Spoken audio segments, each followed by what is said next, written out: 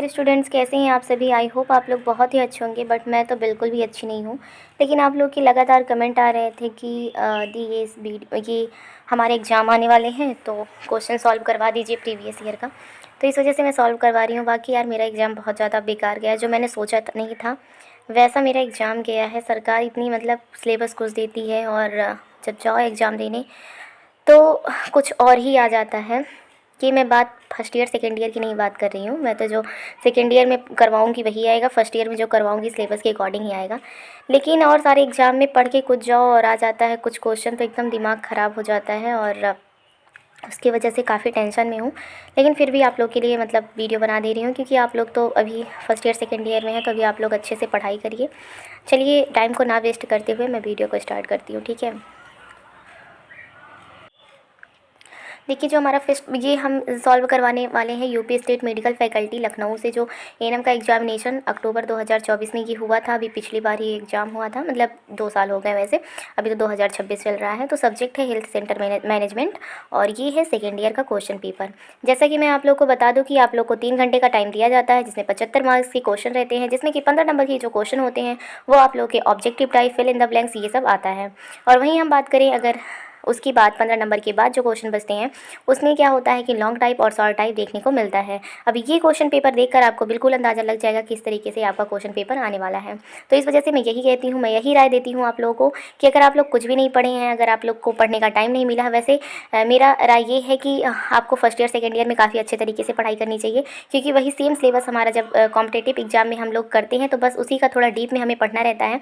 अगर हम first year second year में अच्छे से पढ़ाई किए रहते हैं तो हमें कम मेहनत करनी पड़ती है अपने सिलेबस को कंप्लीट करने के लिए जब हम कॉम्पिटेटिव एग्जाम में जाते हैं। लेकिन अगर हम फर्स्ट ईयर सेकेंड ईयर में अपनी बेस को ही मजबूत नहीं किए रहते हैं तो हमें काफ़ी प्रॉब्लम होती है। लेकिन हाँ, मेरा ये भी मानना है कि अगर आप लोग मतलब किसी भी कारणवश कोई आपको दिक्कत हो गई है तो आप नहीं पढ़ पाए हैं तो आप लोग बस मॉडल पेपर को सॉल्व कर लीजिए, तभी आपके क्वेश्चन पेपर में अच्छे खासे मार्क्स आ सकते हैं, मतलब आप पास हो सकते हैं। फेल होने का कोई चांसेस नहीं रहता है। तो चलिए हम स्टार्ट करते हैं। आज का फर्स्ट जो है 2024 का मैं ले रही हूँ। इसी तरीके से एक एक करके आप लोग का सॉल्व करवा दूंगी। तो सबसे पहला जो क्वेश्चन आया था वो क्या था कि anti retroviral treatment of given to prevent, मतलब किस चीज़ को रोकने के लिए एंटी रेट्रोवायरल उपचार किया जाता है। तो देखिए वायरल का मतलब होता है, मैं आपको समझाते समझाते अच्छे तरीके से चलूँगी, ऐसा नहीं है कि मतलब ऐसे ही बता दूँ आप लोग समझ ही ना पाओ, एक एक ऑप्शन को मतलब अच्छे तरीके से समझाऊंगी। अब इसमें कह रहा है कि एंटी रेट्रोवायरल उपचार। तो वायरल मतलब इसमें आपको ये देखना है कि जो बीमारी वायरल मतलब वायरस से हो रही है उसी पे आपको टिक करना है। अब देखिए हम बात करते हैं डिप्थीरिया की। डिप्थीरिया जो होता है ये कॉर्नी बैक्टीरिया, मतलब ये बैक्टीरिया से होता है। अगर यहाँ पे क्वेश्चन ये रहता है कि एंटीबायोटिक उपचार, तब हम डिप्थीरिया पर करते। लेप्रोसी जो होता है ये भी लेप्री से होता है, ये भी इसमें भी ये भी बैक्टीरिया की वजह से होता है। मलेरिया जो होता है वो प्लाज्मोडियम की वजह से होता है। लेकिन हमारे क्वेश्चन में जो पूछा है वो ये पूछा है कि रेट्रोवायरल मतलब वायरस से कौन सी, मतलब वायरल को रोकने के लिए इसमें कौन सा उपचार दिया जाता है। तो HIV जो कि एक वायरस से होता है, इसलिए हमारा ये ऑप्शन सही हो जाएगा। आई होप आप लोग को सारी चीज़ें क्लियर हो गई होंगी। अगर एंटीप्लाज्मोटिक पूछता तो उसमें आपको मलेरिया लगाना था। अगर एंटीबायोटिक पूछता तो आपको इसमें लेप्रोसी या डिप्थीरिया दिया रहता उसको लगाना था। लेकिन इसमें एंटी रेट्रोवायरल पूछा है तो उसमें HIV आपका सही हो जाएगा, ठीक है। अब हम बात करते हैं नेक्स्ट क्वेश्चन की। मुझे समझाने के चक्कर में वीडियो थोड़ी लंबी हो सकती है या फिर इसके 2 पार्ट्स आ सकते हैं, तो आप लोग बिल्कुल भी ऐसा मत सोचिएगा कि बहुत ज़्यादा वीडियो लंबी बना रही हैं। देखिए जो भी मैं समझाऊंगी, अगर आप ये समझाने वाला चीज़ लेकर चलेंगे तो आपको काफ़ी हेल्प मिलेगा, इसलिए मैं समझाने की भी कोशिश करूँगी। अब नेक्स्ट क्वेश्चन है कि the revised national tuberculosis control programme, जिसको RNTCP कहते हैं, वो कब लॉन्च हुआ था, मतलब उसकी स्टार्टिंग कब हुई थी। तो उसकी स्टार्टिंग आपको पता है कि 1997 में हुआ था। अगर यही बात करें कि नेशनल ट्यूबरक्लोसिस जो प्रोग्राम चला था वो कब चला था, तो नेशनल जो ट्यूबरक्लोसिस प्रोग्राम चला था वो 1962 में चला था। फिर इसके बाद इसके पायलट प्रोजेक्ट्स और डॉट्स की प्रक्रिया भी आई थी, जो कि संशोधित कार्यक्रम में आया था। और डॉट्स का मतलब होता है कि इसके ट्रीटमेंट की जो प्रक्रिया है वो चली थी, जिसमें कि हम रिम्फामसिन और ये सब दवाइयाँ देते हैं, बैक्टीरियोसाइडल दवाइयाँ देते हैं, स्ट्रेप्टोमाइसिन देते हैं। तो ये सब जो दवाएं हैं वो सब भी दिया जाता है, और इतना डीप में आपको नॉलेज लेने की ज़रूरत नहीं है, और यही इतना आपके लिए काफ़ी है। नेक्स्ट क्वेश्चन है कि मिशन इंद्रधनुष कब शुरू किया गया था। तो मिशन जो इंद्रधनुष था वो किस लिए शुरू किया गया था।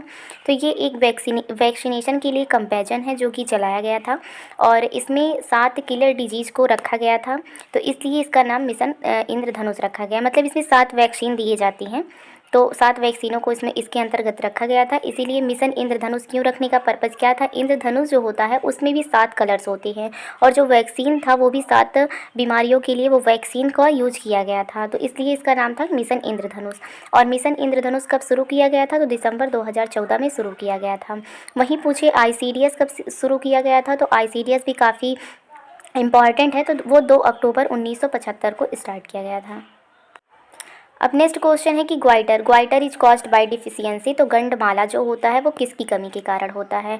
तो आपको भी पता है कि गंडमाला जो होता है जिसको ग्वाइटर कहते हैं उसको हम घीघा नाम के बीमारी के नाम से भी जानते हैं, और जब आयोडीन की कमी हो जाती है तब ये बीमारी होती है। और ये हमारे जो गले में ग्वाइटर जो ग्लैंड मतलब ग्वाइटर जो होता है वो हमारे गले के पास बहुत ज़्यादा स्वेलिंग हो जाती है, हमारे ग्लैंड्स को इफ़ेक्ट करती है, ये यहाँ पे पाया जाता है। तो इसके लिए एक ही उपचार है कि हमें आयोडीन युक्त नमक को खाना चाहिए। नेक्स्ट क्वेश्चन है कि पंचायती राज की इकाई क्या है। इकाई का मतलब है कि सबसे छोटी यूनिट जो होती है वो पंचायती राज की कौन सी ऐसी इकाई है जो सबसे छोटी यूनिट है, मतलब उसको हम इकाई के नाम से जानते हैं। अगर देखिए कोई भी संख्या स्टार्ट होता है तो पहले सबसे छोटा क्या होता है, इकाई होता है, फिर दहाई होता है। इस वजह से हम छोटे चीज़ को इंगित करने के लिए उसको हम यूनिट या फिर इकाई कहते हैं। तो पंचायती राज की सबसे छोटी इकाई कौन सी होती है, तो ग्राम पंचायत जो होता है वो सबसे छोटी इकाई होती है, बेसिक यूनिट होती है ग्राम पंचायत की, एक पंचायती राज की। अच्छा, अब 5 नंबर के हमारे क्वेश्चन हो गए कंप्लीट। अब इसके बाद आया था कौन सा क्वेश्चन, रॉन्ग, मतलब रॉन्ग राइट कौन सा है ये आपको लगाना था। तो देखिए जो पहला क्वेश्चन था वो था कि इबोला माइकोबैक्टीरियम लेप्री के कारण होता है। तो ये बात बिल्कुल गलत है। क्यों गलत है, माइकोबैक्टीरियम लेप्री के कारण तो लेप्रोसी होता है, इबोला का तो कोई रोल ही नहीं है। इबोला जो होता है वो एक वायरस की वजह से होता है, जबकि इसमें बैक्टीरियम लेप्री दिया है। तो अगर यहाँ ये पूछता है कि माइकोबैक्टीरियम लेप्री के कारण लेप्रोसी रोग होता है तब सही था, या फिर इसको यहाँ ये पूछना था कि इबोला जो होता है एक वायरस की वजह से होता है तब सही था। तो यहाँ पे ये चीज़ें गलत हो जाएंगी। नेक्स्ट है कि मॉन्टेक्स परीक्षण का स्थान ग्लूटियल मांसपेशी होता है। एक चीज़ मैं आपको बता दूँ, अगर कोई भी टेस्ट किया जाता है सेंसिटिविटी देखने के लिए कि हाँ मॉन्टेक्स टेस्ट इसलिए पहले किया जाता है कि मॉन्टेक्स टेस्ट जो होता है मतलब किसी भी प्रकार का मैं टेस्ट की बात करूं तो वो मांसपेशियों में ग्लूटियल मसल या फिर किसी भी IM इंजेक्शन रूट से नहीं देते हैं। और ग्लूटियल जब हम देते हैं कब, तो IM में हम देते हैं, जब इंट्रामस्कुलर हम इंजेक्शन लगाते हैं तब हम IM का यूज करते हैं और वो ग्लूटियल मांसपेशी में दिया जाता है। लेकिन हम जब कोई भी टेस्ट करते हैं, आयरन का हो गया टेस्ट या फिर मॉन्टेक्स परीक्षण हो गया, तो हम उसमें इंट्राडर्मल 15 डिग्री पर देते हैं और वहाँ पर जिस जगह पर देते हैं वहाँ पर ऐसे गोला बना देते हैं। ठीक है, ये देखने के लिए कि हाँ कुछ मतलब प्रॉब्लम्स ना आएगी, वो किस तरीके से बॉडी प्रतिक्रिया कर रही है, ये सब देखने के लिए। और डायरेक्ट हम इंट्रामस्कुलर नहीं देते हैं, ID देते हैं, इंट्राडर्मल देते हैं। इंट्राडर्मल जो होता है वो 15 डिग्री पे लगता है और IM जो होता है वो 90 डिग्री एंगल पर दिया जाता है। नेक्स्ट क्वेश्चन है कि लक्षित दंपति एक विवाहित दंपति है जो परिवार नियोजन के लिए पात्र हैं और जिसके पहले से ही 2 या 3 बच्चे हैं। तो ये बिल्कुल सही है। क्या देखिए इसमें इसका मतलब है कि लक्षित दंपति मतलब कौन से ऐसे कपल्स हैं जिन पे हमें जिसमें हमें टारगेट, जिसको हम कहते हैं टारगेट कपल हैं, वो कौन से हैं। तो परिवार नियोजन के लिए वो बिल्कुल कौन से ऐसे कपल्स होते हैं जिनको फैमिली प्लानिंग का यूज करना चाहिए। तो वो हैं जिसके पहले से ही 2 या 3 बच्चे हैं। तो अगर जिसके 2 या 3 बच्चे हैं तो उनको फैमिली प्लानिंग का बिल्कुल यूज करना चाहिए, क्योंकि अब उनको नीड नहीं है बच्चों की। सरकार के अकॉर्डिंग भी देखें और अपनी आर्थिक स्थिति के अकॉर्डिंग भी देखें तो 2 से 3 बच्चों से ज़्यादा नहीं करना चाहिए। तो ये बिल्कुल सही बात है कि ये है टारगेट कपल, इनको हमें परिवार, देखिए टारगेट कपल उनको कहते हैं जिनको परिवार नियोजन की आवश्यकता रहती है, उनको हम टारगेट कपल के अंतर्गत रखते हैं। और ये जो टारगेट कपल का रजिस्टर होता है वो एएनएम के सब सेंटर पे उपस्थित होता है, जिसका रखरखाव एक एक्जुअलरी नर्स करती है। नेक्स्ट है कि केयर एक सरकारी संस्था है। तो केयर एक सरकारी संस्था नहीं है, बल्कि ये एक NGO के टाइप से हम कह सकते हैं, उस तरीके से संस्था है। और केयर का फुल फॉर्म होता है फॉर असिस्टेंस रिलीफ एवरीवेयर इसका फुल फॉर्म होता है केयर का। और केयर जो है ये 1945 में आया था, तो ये चीज़ें भी आपको याद करनी है। एमसीएच सेवाएं केवल बच्चों के लिए है, तो एमसीएच जो सेवाएं हैं वो केवल बच्चों के लिए नहीं है, बल्कि ये माता और बच्चे दोनों के लिए हैं, तो इसलिए ये गलत हो जाएगा। मैटरनल चाइल्ड हेल्थ जो होता है वो बच्चे के लिए और माता के लिए दोनों ही होता है, तो इस वजह से ये चीज़ें गलत हैं। अब नेक्स्ट आया था कि fill in the blanks question. Fill in the blanks जो होता है वो भी 5 नंबर के होते हैं, ठीक है।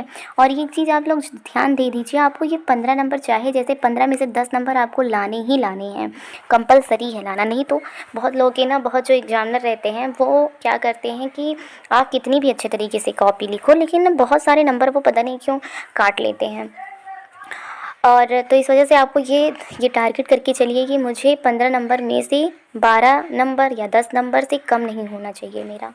आयुष का अर्थ क्या है, तो आयुष जो होता है उसका फुल फॉर्म यहाँ पे होगा आयुर्वेदा, योगा, यूनानी, सिद्धा एंड होम्योपैथी। तो आयुष का ये फुल फॉर्म होता है। मलेरिया किसके द्वारा फैलता है, तो मलेरिया डॉट डॉट डॉट दिया रहेगा, तो मच्छरों के द्वारा फैलता है, या फिर आप मच्छर के द्वारा लिख सकते हैं, या फिर फीमेल एनाफिलीज, मादा एनाफिलीज मच्छर के द्वारा फैलता है। अगर आप यहाँ मलेरिया मच्छरों के द्वारा फैलता है तब भी आपका ऑप्शन सही होगा। कुष्ठ रोग जिसे किस नाम से जानते हैं, तो कुष्ठ रोग का दूसरा जो नाम है वो हैंसन रोग है। और वहीं बात करें उसका ट्यूबरक्लोसिस का, तो इसको हम सोसाइटी रोग भी कहते हैं। एनजीओ का मतलब क्या होता है, एनजीओ एक नॉन गवर्नमेंट ऑर्गेनाइजेशन, मतलब ये गैर सरकारी संगठन होता है। इसमें सरकार का कोई भी रोल नहीं होता, बल्कि कोई एक प्राइवेट संस्था होती है जो इसको चलाती रहती है। तो ये हो गया। और नेक्स्ट क्वेश्चन क्या है कि भारत में जन्म और जो पंजीकरण का रजिस्टर है वो कितने दिन के भीतर तैयार किया जाता है। तो जो जन्म और मृत्यु का रजिस्टर होता है, इसमें जन्म के लिए पूछा है, लेकिन जन्म और मृत्यु दोनों का जो रजिस्टर होता है वो 21 दिन के अंतर्गत इसको तैयार किया जाता है। मतलब किसी की मृत्यु हो गई तो 21 दिन के अंदर दर्ज करवा दिया जाएगा। अच्छा, शादी का जो होता है कि अगर किसी की शादी हुई है वो कितने दिन के अंदर बताया जाता है, मतलब रजिस्ट्री करवाया जाता है, तो 28 दिन के अंदर उसका टारगेट रखा गया है। तो ये हो गए हमारे 15 क्वेश्चन। अब मैं चलती हूँ अति लघु मतलब शॉर्ट टाइप जो क्वेश्चन है उनकी तरफ। सॉरी। तो देखिए इसमें क्वेश्चन जो पूछा है वो है 4 क्वेश्चन है, जिसमें से कि आपको 5 नंबर मिलने वाले हैं। एक क्वेश्चन के ऊपर आपको 5 नंबर मिलने वाले हैं। और अगर आपको कॉपी लिखने का तरीका नहीं पता है तो मैं ऑलरेडी 2-3 वीडियो में बता चुकी हूँ, और वहाँ से आप देख सकते हैं। और इसमें आपको दिया है कितने क्वेश्चन, इसमें 6 क्वेश्चन दिए हुए हैं, तो 6 के 6 नहीं आपको लिखने हैं, इसमें से बस 4 लिखना है जो कि आपको आ रहा हो। तो सबसे पहले मैं लेकिन सारे क्वेश्चन को डिटेल में बताऊँगी, अभी आप याद कर लो कौन से क्वेश्चन आ सकते हैं, सारे इंपॉर्टेंट है इसमें। तो जो आपको 4 समझ में आए ज़्यादा अच्छे से वही आपको लिखना है। तो चलिए नेक्स्ट पहले क्वेश्चन पे क्या है कि पहला क्वेश्चन है आईसीडीएस। आईसीडीएस का फुल फॉर्म होता है, आईसीडीएस के बारे में बताना है। पहली बात मैं बता दूं, आईसीडीएस जो होता है वो 2 अक्टूबर 1975 में आया था। आईसीडीएस का full form integrated child development service होता है। अब इसको डिटेल में हम जानते हैं। इसको अगर हम हिंदी में जाने तो देखिए, हिंदी में अगर हम बात करें तो समेकित बाल विकास योजना, जिसको इंटीग्रेटेड चाइल्ड डेवलपमेंट स्कीम के नाम से जाना जाता है। इसको थोड़ा हम छोटा करते हैं। यह कार्यक्रम जो था वो समाज कल्याण मंत्रालय भारत सरकार द्वारा सन 1975 में प्रारंभ किया गया था। इस कार्यक्रम का उद्देश्य था कि 6 वर्ष तक के बच्चे, इसमें टारगेट कपल पूछा जाता है, मतलब टारगेट कौन से उद्देश्य किन किन बच्चों पर होता है। तो ये 6 वर्ष तक के जो बच्चे हैं, 0 से 6 वर्ष तक के बच्चे, किशोरियाँ, गर्भवती तथा बच्चों को पालने वाली माताएँ, और जो ब्रेस्ट फीड मतलब स्तनपान कराने वाली जो माताएँ होती हैं, उनमें कुपोषण की रोकथाम करना है। उसके बाद क्या है कि इसके ऑब्जेक्टिव क्या है, मतलब इसके उद्देश्य क्या है। समेकित बाल विकास योजना, जिसको इंटीग्रेटेड आईसीडीएस कहते हैं। तो इसके जो कार्यक्रम के उद्देश्य थे ना, वो 6 वर्ष की से छोटे बच्चों के स्वास्थ्य एवं पोषण स्तर को उन्नत बनाना था। मतलब जो 6 वर्ष तक के बच्चे हैं उनमें वो कुपोषित हो जाते हैं, उनको प्रॉपर अच्छे तरीके से भोज्य पदार्थ नहीं मिल पाते। तो आईसीडीएस के थ्रू आंगनबाड़ियों का नियुक्ति किया जाता है। तो आंगनबाड़ी को राशन दिया जाता है, ये पोषाहार दिया जाता है, जो कि कहा जाता है कि वो आंगनबाड़ी जो है वो किशोरियों को देंगी, सॉरी किशोरियों को तो नहीं दिया जाता, आयरन और फोलिक एसिड दिया जाता है ये सब। तो उनको दिया जाता है कि बच्चों को दें और जो माताएं हैं उनको दें, और प्रॉपर गाइड करें कि हाँ कब कैसे खाना है, जिसकी वजह से क्या होगा कि बच्चे कुपोषित नहीं होंगे और माँ एनीमिक नहीं होगी। तो 6 वर्ष से छोटे बच्चे जो होते हैं वो गरीब बच्चों के स्वास्थ्य और पोषण स्तर को उन्नत बनाने के लिए, क्योंकि जो गरीब बच्चा रहेगा वो पोषण नहीं पाएगा तो उसका कुपोषित हो जाएगा। जब आंगनबाड़ी लोग क्या करेंगी, ये पोषाहार वगैरह देंगी, आहार वगैरह देंगी, तो उसकी प्रॉपर डाइट मेंटेन रहेगी, जिसकी वजह से कुपोषण होने और बच्चों की मृत्यु होने में कमियाँ आएंगी। नेक्स्ट है कि बच्चों के उचित शारीरिक, मानसिक तथा सामाजिक विकास हेतु तैयार करना। अगर अच्छे तरीके से पोषण नहीं रहेगा तो ना तो सामाजिक विकास हो सकता है, ना तो कुछ हो सकता है। नेक्स्ट है कि बच्चों में मृत्यु, रुग्णता तथा कुपोषण की दर को कम करना, जो कि मैंने बताया। बाल विकास के लिए कार्य कर रहे विभिन्न विभागों के मध्य प्रभावी सामंजस्य स्थापित करना। अब देखिए, बाल विकास जो है उसके अंतर्गत एक ही कर्मचारी नहीं होता, ICD मतलब CDPO होते हैं, जो कि सबसे मुख्य अधिकारी होते हैं, उनके नीचे सुपरवाइज़र होती हैं, और उनके नीचे जो होती हैं वो आंगनबाड़ी होती हैं। तो आंगनबाड़ी जो होती हैं वो 1000 की जनसंख्या पर रहती हैं, और ये बेसिक यूनिट होती हैं ICDS की। तो जो पहली पहुंच होती है गांव वालों की वो आंगनबाड़ी तक ही होती है। तो इस वजह से क्या कहा गया है कि जो बाल विकास है उसमें जितने भी कार्य जितने भी लोग कर रहे हैं सब लोग को सामंजस्य से करना पड़ेगा। ये नहीं कि आप अपने सुपरवाइज़र जो है आंगनबाड़ी से झगड़ा कर ली है, CDPO अपने सुपरवाइज़र से झगड़ा कर लिया है, तो फिर अच्छे तरीके से प्रॉपर ना तो कुछ मेंटेन हो पाएगा, ना तो बच्चों का पोषण सही रह पाएगा। फिर उसके बाद क्या है कि छोटी माताओं को अपने बच्चों के स्वास्थ्य एवं पोषण के संबंध में सोचना तथा शिक्षा प्रदान करना। अब छोटे बच्चों की माताओं, छोटे बच्चे मतलब जैसे कि हो गया कि 1 साल से जो कम उम्र के बच्चे हैं या फिर 6 साल से कम उम्र के बच्चे हैं, तो जो माताएं होती हैं वो उतनी ज़्यादा जागरूक नहीं होती। गाँव की जो महिलाएँ होती हैं, कुछ जगह पर तो होती हैं, लेकिन जो पढ़ी लिखी नहीं होती हैं वो अपने बच्चों के प्रति कब क्या खिलाना है, कब क्या नहीं खिलाना है, इन सब के पीछे जागरूक नहीं होती हैं। तो उनको बताना है कि किस तरीके से आपको डाइट मेंटेन करना है, और ये भी बताना है कि 6 माह तक एक पानी का बूंद भी नहीं देना है बच्चे को, बस अपना ब्रेस्ट फीड ही करवाना है। तो ये सब चीज़ें होती हैं जो कि एक आंगनबाड़ी के द्वारा बताया जाता है। अब नेक्स्ट क्वेश्चन है हमारा, अभी नेक्स्ट क्वेश्चन ही होगा, इसमें लाभान्वित समूह जो होते हैं वो कौन कौन से हैं उनके बारे में भी जान लीजिए। तो इसमें जो सेवाएं प्रदान की जाती हैं मतलब वो कौन कौन सी सेवाएं हैं ICDS के अंतर्गत। तो सप्लीमेंट्री न्यूट्रिशन मतलब जो मैंने बताया कि उनको पूरक आहार दिया जाता है कि माँ और बच्चे को दें, और स्वास्थ्य जाँच भी कराया जाता है, और समय समय पर आप देखते होंगे आपके आंगनबाड़ी केंद्र पर बच्चों को और माताओं को बुलाया जाता है वजन करने के लिए, हाइट मेजर करने के लिए। वो किस लिए होता है कि समय रहते पता चल सके कि बच्चा कुपोषित है या फिर नहीं। टीकाकरण होता है, इम्यूनाइजेशन जो कि ANM के द्वारा होता है, लेकिन जो आंगनबाड़ी का ये कर्तव्य होता है कि वो आसपास के बच्चों को या फिर महिलाओं को मोटिवेट करें और लेकर जाएं केंद्र पर, उनका वैक्सीनेशन करवाएं। क्योंकि जो वैक्सीनेशन होता है, जब इम्यूनाइजेशन होता है तो जो बच्चे होते हैं उनमें थोड़ी लाइव वैक्सीन जब अंदर जाएगी थोड़ी प्रतिक्रिया होती है कि उनको फीवर हो जाता है। तो माताएँ और उनके घर वाले ये सोचते हैं कि मेरा बच्चा तो पहले से ही ठीक था, इससे अच्छा हम वैक्सीनेशन ना करवाए होते तो सही रहता, ये तो मेरा बीमार पड़ गया है, 2-3 दिन तक बीमार में हम झेल रहे हैं, इतना रो रहा है। तो उन सब के बारे में उनको बताना है कि लाइव वैक्सीन जब जाती है तो थोड़ी प्रतिक्रिया देगी, लेकिन ये जीवन भर के लिए सुरक्षा प्रदान करती है। तो ये सब में भी एक आंगनबाड़ी का रोल रहता है, एक ICDS का रोल रहता है।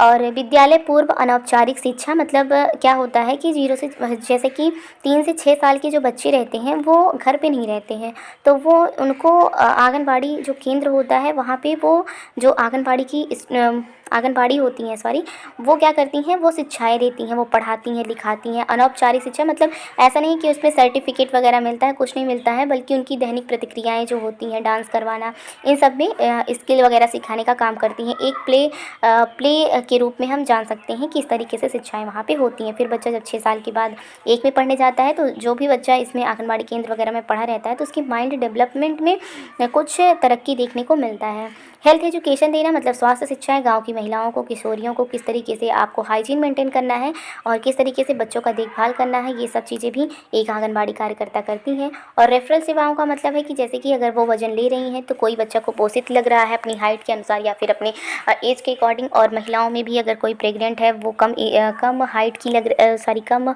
उसका वजन दिख रहा है, तो उसमें वो क्या करती हैं कि रेफ़र करती हैं कि हाँ आप इस केंद्र पर, यहाँ पे आपकी पूरी प्रॉपर देखभाल की जाएगी और ये देखा जाएगा कि किस तरीके तरीके से आपको क्या ट्रीटमेंट की ज़रूरत है, तो वो इस तरीके से वो रेफ़र करने का भी कार्य करती है। तो ये होता है ICDS की सुविधाएँ।